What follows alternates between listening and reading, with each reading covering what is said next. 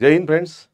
UPSC prelim जे आहे 2024चा जो पेपर झाला आहे आता, हा पेपर जे आपल्याला यामधला पॉलिटी हा सेक्शन डिस्कस करायचा आहे आणि त्यानंतर सर्व पेपरचं डिस्कशन झाल्यानंतर उद्याला किंवा आज रात्री जे आहे मी तुम्हाला पूर्ण यूपीएससी जीएस प्रिलिम याचं पूर्ण क्रिटिकल अनालिसिस देणार आहे. त्याचा पूर्ण पीएम रिपोर्ट देणार आहे की कशा प्रकारे ट्रेंड चेंज होत आहे आणि सोर्सेस कुठं असली पाहिजे, स्ट्रॅटेजी कशी असली पाहिजे. ठीक आहे, या विषयावर आपण चर्चा करू. आता साधारणतः जे कट ऑफ कधी किती येईल असा जर आपण अंदाज घेतला तर कट ऑफ जो आहे हा 90 to 95च्या दरम्यान यायला पाहिजे. 90 to 95 हा पेपर जो आहे यूपीएससी प्रिलिमचा हा मॉडरेट टू डिफिकल्ट असते. यूपीएससीचा कोणताच सेक्शन इझी नसतो. ठीक आहे, क्वेश्चन इझी नसतो. त्यामुळे जसं फॉर एक्झाम्पल आर्टिकल 109 आणि मनी बिल, तर मनी बिलसाठी एकच आर्टिकल जनरली लोकांचा पाठ असते 110. पण article 109 special procedure about money bill, तर हे आर्टिकल राईट आहे. असे असे बरेच लोकांना असे खूप खूप सारे फॅक्च्युअल आणि कन्सेप्च्युअल दोन्ही एरर झालेले आहे. यामध्ये बरेचसे फॅक्च्युअल क्वेश्चन्स होते, त्यामुळे दिसायला ते एकदम इझी दिसत होते, परंतु वेळेवर थोडंसं जे आहे म्हणजे असे काय म्हणतात त्याला, आता सिली एरर म्हणा की जे आहे त्याला आता थोडंसं यूपीएससीचा ट्रेंड कधी कधी काय होतो, एकदम हायर जातो, एकदम लो जातो. तर तो एकदम सोपे क्वेश्चन जे असतात ना, ते सोपे क्वेश्चन यासाठी यूपीएससी देते की एक 10 क्वेश्चन सोपे आले म्हणजे पेपर सोपा नसतो. ठीक आहे, तो जो एकदम इझी क्वेश्चन जे दिलेले असतात ना, तर ते सायकोलॉजीमध्ये जो मिसिंग टाईल सिंड्रोम आहे, म्हणजे एखादी टाईल जी आहे मुद्दामून जर फोडून ठेवली तर मॅक्झिमम क्राऊड सायकोलॉजी असते ती त्या फोडलेल्या टाईल्सवर फोकस करते आणि त्यामुळे 1% लोक तिकडची जे आहे क्रीम खातात, 99% लोक ती जी टाईल जी आहे का फुटलेली आहे याचा फोकस करतात, याच्यावरच जे आहे डिस्कशन करतात. परंतु जे आहे रिमेनिंग 99%वर जे आहे 1% लोक फोकस करतात. त्यामुळे जे असं काही समजू नये की 10 क्वेश्चन इझी आहे म्हणून तो पेपर इझी आहे. हा मॉडरेट टू डिफिकल्ट असतो. म्हणजे साधारणतः ओरिजिनल जो कट ऑफ आहे मागच्या वर्षीचा, तो साधारणतः 75च्या प्लस मायनस होता.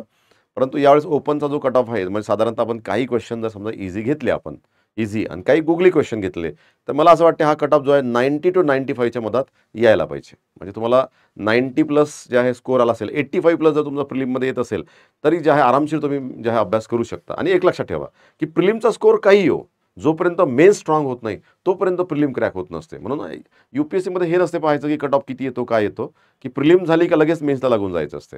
म्हणजे आपला अभ्यास तर मेन्सचा झाला पाहिजे आणि डोक्यात ठेवायचं असं की प्रिलिम आपली क्रॅक झालेली आहे, ऑलरेडी झालेली आहे क्रॅक, हे अज्युम करायचं असते आणि मेन्स जे आहे जोरात ओढायची असते. अदरवाईज नाही तर काय होतं की जे लोक प्रिलिम डिस्क्वालिफाय होतात ते जर समजा आतापासूनच जर तुम्ही जजमेंटल झाले, तसं पहिले जे आहे कोचिंग इन्स्टिट्यूटचे कट ऑफ यायचे की 100 असेल, 95 प्लस असेल, 105 प्लस असेल, तेव्हा त्या वर्षी कट ऑफ यूपीएससीचा किती आहे, 75-80च्या दरम्यान येतोय. म्हणजे काहीतरी जे आहे कुठंतरी यूपीएससीचं एक्सपेक्टेशन्स आणि कोचिंग इन्स्टिट्यूटचे एक्सपेक्टेशन्स यामध्ये खूप डिफरन्स असतो. त्यामुळे जे आहे 10 क्वेश्चन इझी आले म्हणजे तुम्हाला डिलिमिटेशन कमिशन आतापर्यंत किती वेळा एस्टॅब्लिश झाला, मग 4 वेळा एस्टॅब्लिश झाला. म्हणजे हा क्वेश्चन आला म्हणजे एकदमच तुम्ही ॲक्च्युली जे आता जम्मू काश्मीरसाठी तो 5th टाईम होता, पण ते 1 2 3 4 असल्यामुळे 4 ऑप्शन काय होतं, राईट होतं. असे क्वेश्चन आले म्हणजे ते खूप इझी पेपर असतो असं समजणं म्हणजे just like having a missing tile syndrome. ठीक आहे, it's a perfect strategy of failure असं म्हटलं तर काही हरकत होणार नाही. त्यामुळे जे आहे तर कृपया जे आहे ज्यांचा स्कोर जे आहे 85 आहे, पण इव्हन जे आहे तुम्ही कुठल्याही कीवरून असं एकदम एक्झॅक्ट जज नाही करू शकत, कारण यूपीएससीचे एक्सपेक्टेशन्स वेगळे असतात, यूपीएसचं माइंडसेट वेगळं असते. त्यामुळं कोणताही विद्यार्थी असो, यूपीएससी प्रिलिम झाली का डिरेक्टली त्यांनी काय करायचं, जे आहे मेन्सच्या मागे लागायचं. बिलकुल टाईम वेस्ट नाही करायचा, कारण ऑप्शनल आपला मेन्स झाली पाहिजे. कारण नेक्स्ट टाईम प्रिलिम झाली का मग 100% मेन्स काय होते, आउटस्टँडिंग स्कोर होते. नेक्स्ट टाईम मग प्रिलिम जे आहे प्रिलिमला सेम प्रॉब्लेम येतात, कारण मेन्सचं बॅकअप असल्याशिवाय प्रिलिम जे आहे क्रॅक होत नाही, लक्षात घ्या. ठीक आहे, मग एक गोष्ट लक्षात घ्या की प्रिलिमला जसं आपण पॉलिटीचे क्वेश्चन बघू, आता पॉलिटीचे ज्या जनरली 15 क्वेश्चन येतात, तर यावेळेस ज्या साधारणतः जर डायरेक्टली इनडायरेक्टली घेतलं तर 20 क्वेश्चन्स आलेले आहे. आता हे 20 क्वेश्चन कोणते आले, लक्षात घ्या, 20 क्वेश्चन कोणते आले, 20 क्वेश्चन जे आहे जे करंट इश्यूज असतात. काय असतात, करंट इश्यूज. करंट इश्यूजला 2 भाग असतात. म्हणजे तो करंट इश्यूजचा तो भाग कुठल्या तरी आपल्या स्टॅटिक पोर्शनमधनं येतो आणि दुसरा पार्ट काय असतो करंट अफेअरमध्ये, डायनामिक असतो. डायनामिक जो कंटिन्युअसली काय होत असतो, चेंज होत राहतो. तर जे आहे तर यामध्ये करंट इश्यूजमध्ये समजा फॉर एक्झाम्पल जे आहे डिलिमिटेशन कमिशन आहे जम्मू काश्मीरमधलं न्यूजमध्ये आहे, त्यानंतर स्पीकरचे जे आहे इलेक्शन आहे, स्पीकरच्या पॉवर्स आहे, मनी बिल आहे, त्यानंतर जर प्रोरोगेशन ऑफ जे आहे सेशन आहे. ठीक आहे, मग आता इथं जे आहे तर हे जे क्वेश्चन्स असतात हे असे जे आहे स्टॅटिकमधनं नसतात, एक लक्षात घ्या, हे करंट इश्यूजमध्ये न्यूजमध्ये असतात. आता जनरली मग यूपीएसचा ट्रेंड काय होतो, तर कधी क्वेश्चन जे आहे स्टॅटिकला मधून येतो ठीक आहे. समजा फॉर एक्झाम्पल जे आहे एखादा क्वेश्चन घेतला आपण, समजा for example interstate quarantine is a union subject under the union list. आता क्वारंटाईन, आता कोविडमुळे जे आहे हा क्वेश्चन जे आहे इंटरस्टेट कोणताही विषय असतो हा कोणत्या लिस्टमध्ये असतो, युनियन लिस्टमध्ये असतो. कुठलाही विषय युनियन लिस्ट म्हणजे इंटरस्टेट असेल तर. मग इथं ही गोष्ट समजणं आवश्यक. म्हणजे ॲग्रिकल्चर असेल तर स्टेट लिस्टमध्ये, आणि इंटरस्टेट ॲग्रिकल्चर मार्केटिंग असेल तर कुठे असेल, तर जे आहे युनियन लिस्टमध्ये. कोऑपरेटिव्ह असेल तर स्टेट लिस्टमध्ये, इंटरस्टेट कोऑपरेटिव्ह असेल तर युनियन लिस्टकडे जातं. मग आता हा जो क्वेश्चन आला हा क्वेश्चन करंट इश्यूजमुळे आलेला असते. मग करंट इश्यूला दोन भाग असतात, एक स्टॅटिक म्हणजे तो क्वेश्चन साधारणतः कशामधनं येतो, लक्ष्मीकांतमधनं येऊन जातो. ठीक आहे, लक्ष्मीकांत इंडियन पॉलिटी किंवा NCERT मधनं येतो. मॅक्झिमम क्वेश्चन जे आहे कशामधनं आहे, लक्ष्मीकांतमधनं क्वेश्चन आहे. मॅक्झिमम क्वेश्चन्स म्हणजे काही बघायचीच गरज नाही, लक्ष्मीकांत. त्यानंतर जे आहे आता डायनामिक जे पार्ट असतो तो फार कमी आलेला आहे. डायनामिक असं करंट अफेअरमध्ये काहीतरी नवीन चेंजेस झाले असं. जसं इथिक्स कमिटी आली. आता इथिक्स कमिटी आली परीक्षेला, याचा अर्थ असा नाही की तो एकदमच कम्प्लिटली जे आहे स्टॅटिकमधनं आला, तर करंट इश्यूजमधनं आला. मग मी नेहमी असं म्हणतो की जे आहे की स्टॅटिक सिलेबस आणि करंट इश्यूज याचं जिथं इंटरसेक्शन होतं त्या पोर्शनचा भाग, त्या पोर्शनचे दोन्ही गोष्टी करून टाकायचे. स्टॅटिक पोर्शनही करून टाकायचा आणि डायनामिकही करून टाकायचा. म्हणजे आपल्याला बरोबर UPSC प्रिलिम काय होते, हातात येते. म्हणजे आता ट्रेंड जो आहे हा करंट इश्यूजच आहे. तुम्ही पॉलिटी बघा, इकॉनॉमी बघा, ठीक आहे, करंट इश्यूजच आहे. फक्त जे आहे त्याचा स्टॅटिक पार्ट जास्त आला. म्हणजे इथिक्स कमिटी आहे, तर इथिक्स कमिटीचे जे आहे तर मोहापात्रा इश्यूमुळे ती न्यूजमध्ये होती. त्यामुळे तो बेसिकली तो पार्ट कुठला आहे, तर करंट इश्यूजमुळे आलेला आहे. ठीक आहे. इथं जे आहे असे सर्व क्वेश्चन तुम्हाला इथं दिसेल. फॉर एक्झाम्पल जे आहे आता दुसरा एक महत्त्वाचा ट्रेंड आहे की पॉलिटीमध्ये की फॅक्च्युअल क्वेश्चन. आतापर्यंत UPSC कधी आर्टिकल्स आणि अमेंडमेंट ॲक्ट विचारत नव्हती. तर आर्टिकल जे आहे 21, आता आर्टिकल 21 राईट टू प्रायव्हसी तो आलेला आहे, तो करंट इश्यूजमुळे आलेला आहे. काही मोठी गोष्ट नाही त्यामध्ये. राईट टू प्रायव्हसी जे आहे त्यांना पुत्तुस्वामी केस वगैरे, तर त्या कंटेक्समध्ये आलेला आहे. त्यामुळे तो असं आर्टिकलच आलं असं म्हणता येत नाही त्याला. फक्त जे आहे की क्वेश्चन नंबर जे आहे कसं आहे की पार्ट 9A, पार्ट 20 आणि पार्ट जे आहे 18 हे पार्ट विचारलेलं आहे एक्झॅक्टली कशासाठी आहे. ठीक आहे, तर हा एक फॅक्च्युअल क्वेश्चन आहे. त्यानंतर जे आहे 71st अमेंडमेंट ॲक्ट 1992, त्यामध्ये कोणत्या 3 लँग्वेजेस 8 शेड्यूलमध्ये ॲड झाल्या, कोकणी, मणिपुरी आणि नेपाली. आता जे आहे ही 71st अमेंडमेंट ॲक्ट आहे. शेवटची जी मैथिली होती, मैथिली, तर ती जी आहे 92nd अमेंडमेंट ॲक्ट 2004, ज्यामध्ये 4 लँग्वेजेस ॲड झाल्या, बोडो, डोगरी, मैथाली आणि संथाली. ठीक आहे, मग त्यातलं संथाली मैथिली जर आपण वेगळं काढलं तर तो क्वेश्चन आपोआप काय होतो, सॉल्व्ह होतो. म्हणजे आता म्हणजे एलिमिनेशन मेथड, म्हणजे ठोकताळे किंवा ट्रिक्स UPSC प्रिलिमच्या हे तुम्हाला ज्यांना खूप आता मदत करतील आता परीक्षेला पास व्हायला. ठीक आहे, तर जे आहे ओव्हरऑल जे आहे थोडा आता फॅक्च्युअली सुद्धा अभ्यास करणं काय UPSC गरजेचं आहे. परंतु पण जे क्वेश्चन्स आलेले आहे तर त्यात जे आहे तर स्टॅटिक पोर्शन काय दिसतो, खूप जास्त दिसतो. परंतु याचं बॅकग्राऊंड जे आहे कोण आहे, करंट इश्यूज. मग आता लक्ष्मीकांतमधल्या कोणत्या गोष्टी बेस्ट केल्या पाहिजे, ज्या करंटमध्ये काय असतात, इश्यूज क्रिएटिंग असतात, त्या मुद्द्यांवर भर का दिला पाहिजे जास्त, असा पॉलिटीचा काय पेपर आहे. तर आपण काय करू डिरेक्टली, आता काय करू डायरेक्ट म्हणजे क्वेश्चन्स काय करू, डिस्कस करू आपण. ठीक आहे. आता यामध्ये जे आहे ही जी सिरीज आहे बी सिरीज आहे, बी सिरीज घेतलेली आहे मी. बी सिरीजमधले पॉलिटीचे क्वेश्चन. आता with reference to the speaker of Lok Sabha consider the following statement. आता स्पीकर आहे, Lok Sabha speaker. While any resolution for the removal of speaker of Lok Sabha is under consideration. हा डिस्प्युटेड पॉईंट होता, करंट अफेअरमध्ये न्यूजमध्ये होता. मग लोकसभेचे जे स्पीकर असतात, लोकसभेचे मेंबर असतात, त्यामुळे त्यांना लोकसभेत मतदान करण्याचा अधिकार असतो. परंतु रेग्युलर नॉर्मल सिच्युएशन असेल तर त्यांना कास्टिंग वोट करण्याचा अधिकार असतो. परंतु त्यांना रिमूव्ह जेव्हा करायचं असते तर तेव्हा ते जे आहे ही ऑर शी, हे असं पाहिजे, she or he shall not preside. ठीक आहे, तर हे स्टेटमेंट काय बरोबर आहे की प्रिन्सिपल ऑफ नॅचरल जस्टिस असतो की जेव्हाही कोणाला जे आहे स्वतःच्या केसमध्ये जज राहता येत नाही. यू कॅनॉट बी अ जज in your on case. That is नेमो ज्युडिस कॉसा सुआ. नॅचरल जस्टिसचा कन्सेप्ट आहे. तर ते आहे, तर हा एक भाग जे आहे स्टेटमेंट काय बरोबर आहे. He shall not have the right to speak, तर बिलकुल जे आहे हे रॉंग स्टेटमेंट आहे. He or shall not be entitle to vote on the resolution for the first instance, तर त्यांना प्रथमदर्शी मतदान करता येते फर्स्ट टाइम. जेव्हा रिझोल्युशन जे आहे रिमूव्हल चालू असतं तेव्हा त्यांना जे आहे वोटिंग करता येतं, तेव्हा कास्टिंग वोटचा अधिकार नसतो. ठीक आहे, नॉर्मलमध्ये ते फक्त केव्हा मतदान करू शकतात, त्यांना काढताना. स्पीकरला जेव्हा आपण रिमूव्ह करतो तेव्हाच त्यांना जे आहे मतदान करण्याचा अधिकार असतो फर्स्ट इन्स्टन्सला. अदरवाईज जे आहे स्पीकरला जेव्हा टाय पोझिशन होते, टाय, तेव्हाच कास्टिंग वोटचा काय असतो, अधिकार असतो. म्हणजे हे स्टेटमेंट काय रॉंग आहे. म्हणजे फक्त काय असेल याच्यातलं, किती स्टेटमेंट बरोबर आहे, ओनली वन. म्हणजे याचं उत्तर काय असेल, ए. ठीक आहे. म्हणजे हा क्वेश्चन जो येतो ना, स्पीकर डेप्टी स्पीकर इलेक्शन, हा सारखा डिस्प्यूट पॉईंट होता. नाही तर तुम्ही या वर्षीच्या 2 वर्षाचा पेपर बघा, त्यामध्ये स्पीकर डेप्टी स्पीकर याचा विषय काय असेल सर्वात जास्त. Next question, with reference to Indian parliament consider following statement, हा ऑलरेडी रिपीट झालेला क्वेश्चन आहे. ठीक आहे, लक्ष्मीकांतमधनं जे आहे आलेला क्वेश्चन आहे की राज्यसभा आणि लोकसभा जे आहे, जेव्हा लोकसभेत एक बिल पेंडिंग असतं, लोकसभेत बिल काय पेंडिंग आहे आणि लोकसभेत जे आहे डिझॉल्व्ह झाली म्हणजे विसर्जित झाली, तर ते बिल काय होतं, a bill with reference to the Indian parliament consider the following statements. A bill pending in the Lok Sabha lapses on its dissolution. तर स्टेटमेंट काय बरोबर आहे. म्हणजे लोकसभा विसर्जित झाली तर जे आहे बिल काय होते, रद्द होते.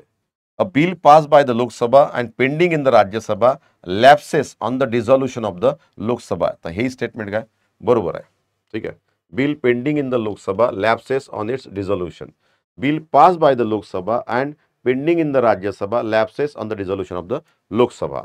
A bill in regard to which the President of India notifies his or her intention to summon the houses to a joint sitting lapses on the dissolution of the Lok Sabha. तर हे statement wrong आहे.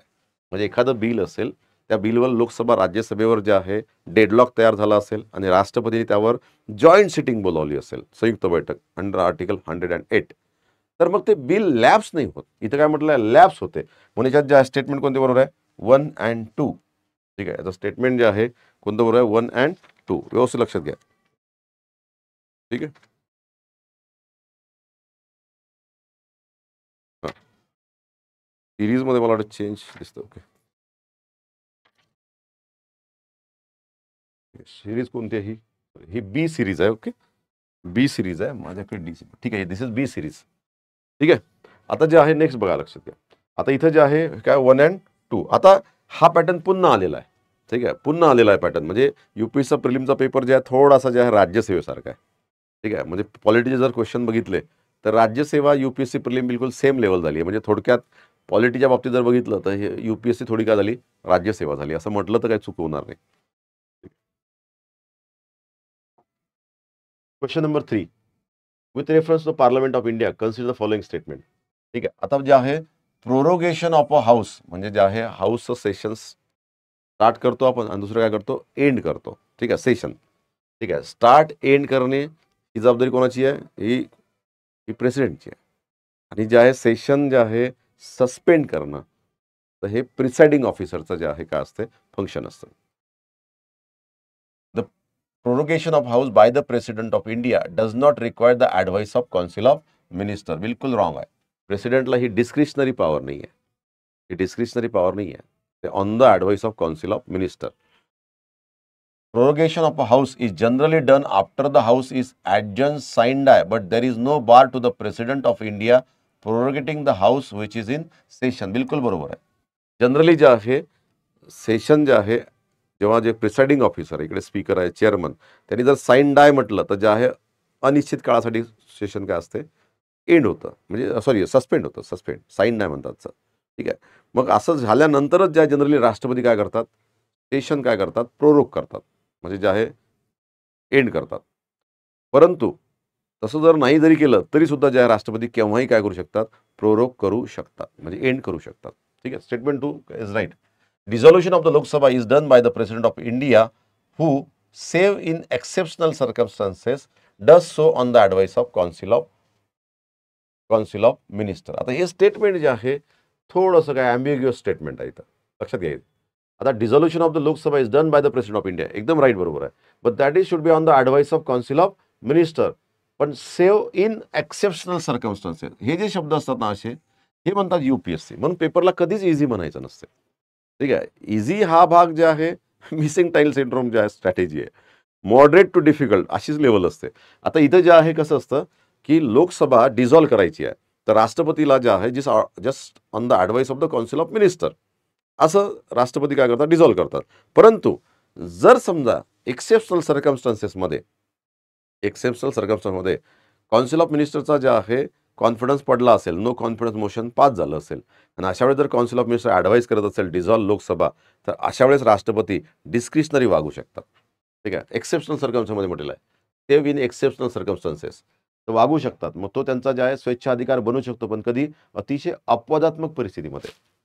ठीक आहे, त्यामुळे जे आहे तर इथं हे स्टेटमेंट काय येतं, बरोबर येतं. मग याचं उत्तर काय येईल, 2 and 3. सी उत्तर येईल याचं, सी. ठीक आहे, येतं लक्षात. ठीक आहे, मग हा भाग ज्या व्यवस्थित लक्षात घ्या. मग असे जे पॉईंट असतात ना, तर इथं मग बऱ्याचशा कोचिंग इन्स्टिट्यूट याला काय केलं आहे, याला रॉंग स्टेटमेंट दिलं आहे. Does so on the advice of, म्हणजे राईटच दिलेलं आहे याला. Does done by the president of India who save in exceptional circumstances does so on the advice of council of minister. तर हे स्टेटमेंट थोडंसं जे आहे, ठीक आहे, थोडंसं हलकंसं कन्फ्युजिंग आहे. इथं जे आहे हा क्वेश्चन जो दिसतो, त्या क्वेश्चनमध्ये, ठीक आहे, हां, तर इथे जे आहे does so on the advice of council of minister हे बरोबर आहे. परंतु एक्सेप्शनल सर्कमस्टन्सेसमध्ये without council of minister advice त्या सुद्धा होऊ शकतं. पण केव्हा, एक्सेप्शनल सर्कमस्टन्सेस, म्हणून स्टेटमेंट आपण इझिली बरोबर घेऊ शकतो. आता एखाद्या वेळेस काय होतं, की पेपर ज्या व्यक्तीने सेट केला त्या व्यक्तीचं हे होऊ शकतं, एखाद्या वेळेस जे आहे इंटेन्शन वेगळं असू शकतं. म्हणून बरेचदा काय होतं, की जेव्हा आपण कोचिंग इन्स्टिट्यूटने सांगितले जे कट ऑफ असतात त्यानुसार जजमेंटल होऊ नका. ठीक आहे, तुमचा स्कोअर कसाही जावं, तुमचा मेन्सचा अभ्यास तगडा झाल्याशिवाय तुम्ही काय प्रिलिममध्ये तुम्हाला पोस्ट मिळणार नाही आहे. त्यामुळे तुम्ही असं करू नका, की ज्या कोणी म्हटलं, की तुम्हाला 100+ राहणार, तुमचा 90 होऊ शकतं.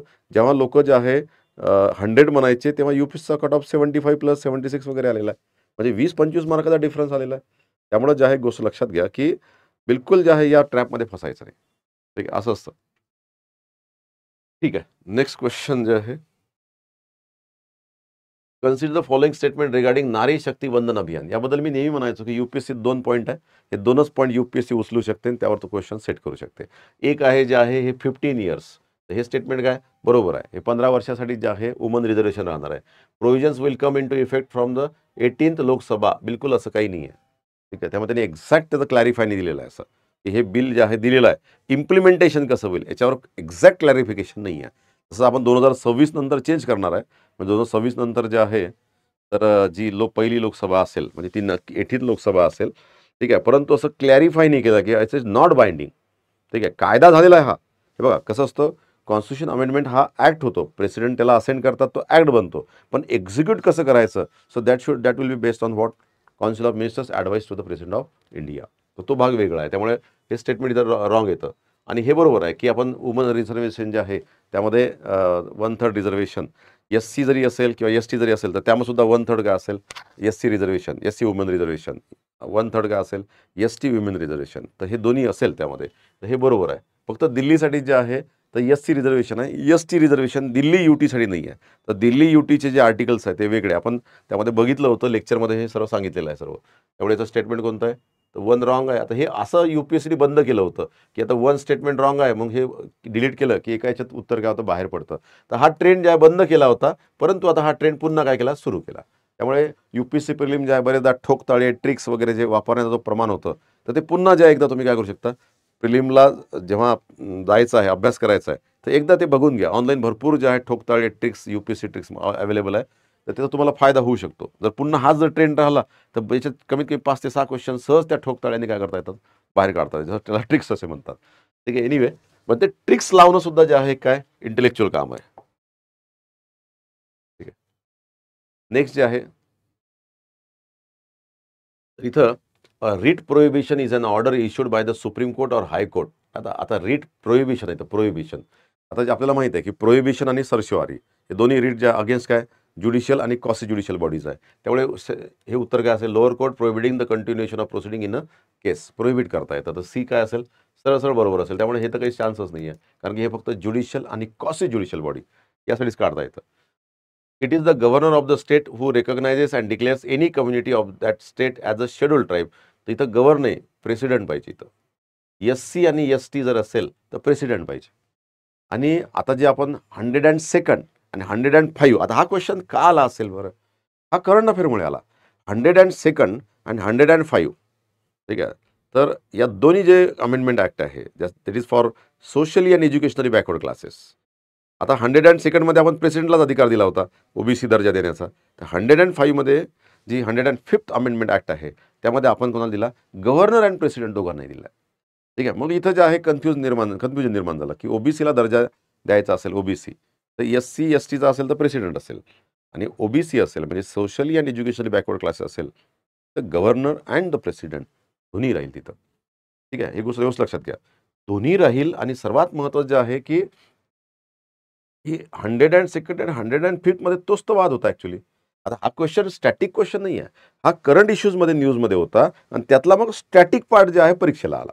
कसं असतं करंट इश्यूज तुम्ही या पेपरला बघा ना, म्हणजे साधारणतः जे आहे 13 ते 14 क्वेश्चन असे आहे की करंटमध्ये जी गोष्ट न्यूजमध्ये असते तर त्याचे दोन भाग असतात, एक स्टॅटिक आणि काय असते डायनामिक. जो पारंपरिक बुकमध्ये नसतो त्याला आपण डायनामिक म्हणतो, कारण नवीनच काहीतरी पॉईंट असते. पण हेच पॉईंट तुम्हाला दिसतात ना. आणि या करंट इश्यूजमध्ये जिथं काही कंट्रोवर्सीज होतात, कुठं फर्स्ट टाइम जे आहे न्यूजमध्ये येतं, कुठं जे आहे ऑब्जेक्शन्स घेतले जातात, कुठं डिफाईन करण्यावर वाद होतात, तर अशाच पॉईंटला ज्यांना पेपर सेट होत असतो. ठीक आहे, म्हणून याला असं नका म्हणू की हा पूर्ण स्टॅटिक होता.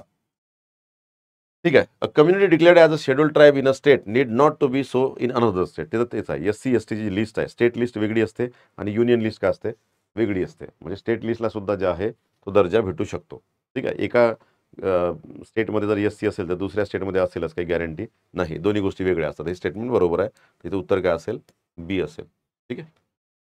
युनियन फायनान्स बजेटबद्दल आहे. Union finance minister on behalf of the prime minister, बिलकुल नाही, on behalf of the president. ठीक आहे, तर तुम्ही समजा 112 जर बघितलं आर्टिकल, आता 109, 110, 112 याच्यावर खूपच प्रश्न विचारलेला आहे इथं. ठीक आहे, बजेटबद्दल. तर 112 जे आहे बजेटसाठी आहे, 110 मनी बिलसाठी आहे आणि 109 special procedure of the money bill. आता 112 जर इथं बघितलं आपण 112 इथं जर आपण लक्षात घेतलं तर इथं व्यवस्थित लक्षात घ्या की 112 आर्टिकलमध्ये बजेट जे आहे त्याला ॲन्युअल फायनान्शियल स्टेटमेंट म्हटलेलं आहे. Annual financial statement. आणि हे who is going to present this annual financial statement? It is the president of India. and there is a unwritten law, that is convention, ki home minister, sorry, finance minister on behalf of the president of India, it is the unwritten law, that is convention, who present the budget, union finance minister. This is a convention. It is nowhere it is mentioned. It is unwritten rule or unwritten law, that is called as convention. ठीक है, before both the less annual finance both the house of, तो हे statement काय wrong आहे. At union level no demand for a grant can be made except on the recommendation of the president of India. Demand for Grant जे असतात तर जे आहे, जसं फॉर एक्झाम्पल जे आहे 2 बिल असतात बजेटमध्ये.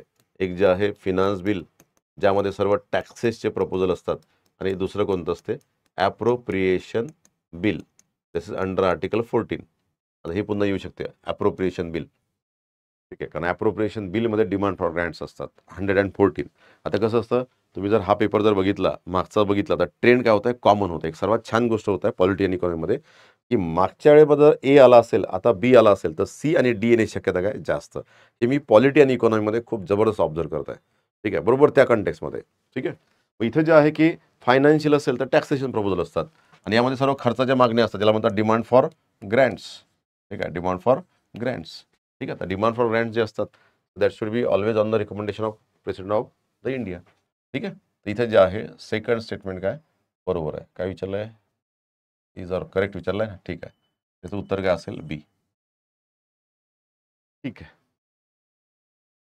नेक्स्ट जे आहे, who was the provisional president of the constituent assembly before Rajendra Prasad. First जे आहे तर ॲडहॉक जे आहे president of the constituent assembly doctor Sachchidananda Sinha. ठीक आहे, आता हे असा प्रश्न जे आहे UPSCमध्ये जेव्हा येतो, ठीक आहे, आता हा इझी क्वेश्चन आहे. इझी क्वेश्चन आहे, पण इझी क्वेश्चन आहे म्हणून यांना जे आहे एकदम पेपर इझी होता असं जे स्टेटमेंट आहे ना, this a very irresponsible statement. त्याच्यामध्ये काय होतं, आपण घाईघाईत काय करतो, समोरचे 3-4 क्वेश्चन काय करतो, मिस्टेक करतो. हेच तर म्हणतात त्याला मिसिंग टाईल सिंड्रोम. ठीक आहे, ऑफिसर माणूस जे आहे ना बिलकुल डिस्टर्ब होत नाही. ठीक आहे, with reference to the Government of India Act 1935, it provided for the establishment of All India Federation based on the union of British Indian provinces and princely states. ठीक है, this statement is right. Defense and foreign affairs were kept under the control of what? Not federal legislature. सरळ wrong आहे, governor general. हे जे आहे तो statement कोणतं बरोबर आहे, 1. हे should be the answer. Okay, ठीक आहे. आता हा गव्हर्नमेंट ऑफ इंडिया 1935 काय होता, डिस्प्युटेड होता. फाउंडेशन ऑफ कॉन्स्टिट्यूशन आहे, त्यामधले कोणते प्रोविजन आणले, काय आणले, बाबासाहेबांचं युनियनबद्दलचा कन्सेप्ट काय होता, बाबासाहेबांचं जे आहे भारत आणि इंडिया कॉन्स्टिट्यूंट असेंब्लीमध्ये गव्हर्नमेंट ऑफ इंडिया ॲक्टमध्ये काय लिहिलं होतं, हे सारखा करंट अफेअरमध्ये न्यूजमध्ये होतं. ठीक आहे, त्यामुळे जे आहे HR क्वेश्चन आला म्हणजे एकदम नवीन जे आहे नाही तरी तो समजा स्टॅटिकमधनं जरी आला असेल, पण त्याचं जे आहे इश्यू कुठं आहे, करंट अफेअरमध्ये आहे. ठीक आहे. नेक्स्ट आहे आर्टिकल 368. आता हे असा क्वेश्चन जेव्हा विचारते UPSC हा छोटासा कन्सेप्च्युअल क्वेश्चन असतो, की आर्टिकल 368 अंतर्गत घटना दुरुस्ती करता येते. आता आर्टिकल 368 जे पार्ट कोणता आहे, पार्ट 20. पार्ट 20 मध्ये फक्त एकच आर्टिकल आहे, कोणतं, आर्टिकल 368. आता त्याच्यामध्ये जे आहे एखादी गोष्ट आपण ॲड करू शकतो, जे आहे ते चेंज करू शकतो, किंवा रिपील म्हणजे पूर्णपणे रिमूव्ह करू शकतो, कॅन्सल पूर्णपणे रिमूव्ह करू शकतो. हे तिन्ही गोष्टी आहेत. त्यामुळे याचं उत्तर काय असेल, डी. आता हा सोपा प्रश्न आहे, पण वेळेवर काय होऊ शकते, आपली चूक होऊ शकते. ठीक आहे. Next, which of the following statement about money bill बद्दल विचारलेलं आहे. Article 109 mention special procedure in respect of money bill. बरोबर. Money bill shall not be introduce in the council of state. ठीक आहे, हे स्टेटमेंट बरोबर आहे. कुठं असतं पण, Lok Sabha. The Rajya Sabha can either approve the bill or suggest changes but cannot reject it. एकदम सुंदर स्टेटमेंट आहे, बरोबर आहे. राज्यसभेला मनी बिलच्या बाबतीत काय अधिकार आहे, लोकसभेने पारित केल्यानंतर राज्यसभेत बिल जेव्हा येतं तेव्हा राज्यसभा त्याला काय करू शकते, अप्रूव्ह करू शकते. ठीक आहे. राज्यसभा त्यावर डिस्कस करू शकते का, करू शकते. राज्यसभेने जर विदिन 14 डेज, ठीक आहे, यावर कोणतीच ॲक्शन घेतली नाही, राज्यसभाने जर 14 डेज 14 दिवस त्यावर कोणतीच ॲक्शन जर घेतली नाही, 14 दिवस, तर ते बिल जे आहे that bill will be called as it is pass by both the houses of parliament, असं स्टेटमेंट असतं. ठीक आहे. If Rajya Sabha it doesn't take any action within 14 days, then after the expiry of 14 days, then that money bill will be considered as it is passed by both the houses of parliament. तिथं असं नाही bye parliament. ठीक आहे, तिथं काय असते, both the house of parliament. Next time हा statement काय होईल, bye both the houses of parliament याऐवजी फक्त पार्लमेंट शब्द येईल, तर स्टेटमेंट काय होईल, रॉंग होईल. पार्लमेंटने पास केलं म्हणजे काय, दोन्ही सभागृहानं पास केलं आणि राष्ट्रपतीने त्याला काय केली, असेंट केली. ठीक आहे. तर त्यामुळे जे आहे हा स्टेटमेंट बरोबर आहे.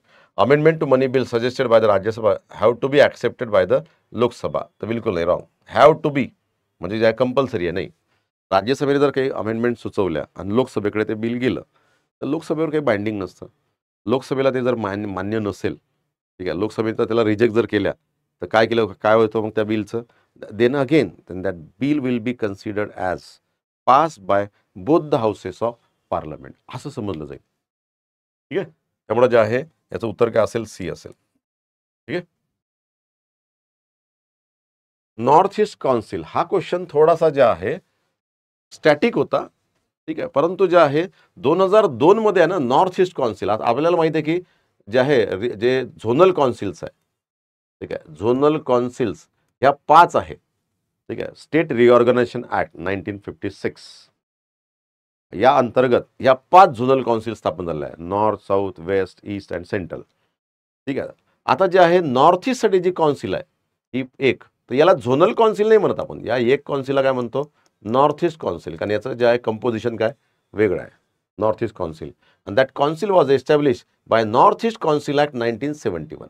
हे झोनल काउन्सिल कधी स्थापन झाल्या, 1956च्या ॲक्ट अंतर्गत. 5 झोनल काउन्सिल, क्षेत्रीय परिषदा म्हणतो आपण. त्याचे प्रत्येकाचे अध्यक्ष कोण असतात, होम मिनिस्टर असतात. इथं ही जी नॉर्थ ईस्ट काउन्सिल आहे ही थोडी वेगळी आहे आणि 71 मध्ये ही एस्टॅब्लिश झाली आणि 2002 मध्ये आहे ना याचं कंपोजिशन चेंज केलं. आणि या कंपोजिशन चेंजमध्ये काय असते, गव्हर्नर ऑफ द कॉन्स्टिट्युएंट स्टेटही असते. आणि या नॉर्थ ईस्ट काउन्सिलमध्ये 7 सिस्टर्स तर आहे, प्लस सिक्कीमला सुद्धा ॲड केलं आहे, सिक्कीम. ठीक आहे, म्हणजे 8 स्टेटसाठी आहे नॉर्थ ईस्ट काउन्सिल. किती स्टेटसाठी आहे, 8. यामध्ये जे आहे governor of the constituent state हे तर आहेच, चीफ मिनिस्टर सुद्धा आहे, 3 members to be nominated by the president of India, हेही बरोबर आहे. हे आत्ता अमेंड झालं, हे 2002 मध्ये.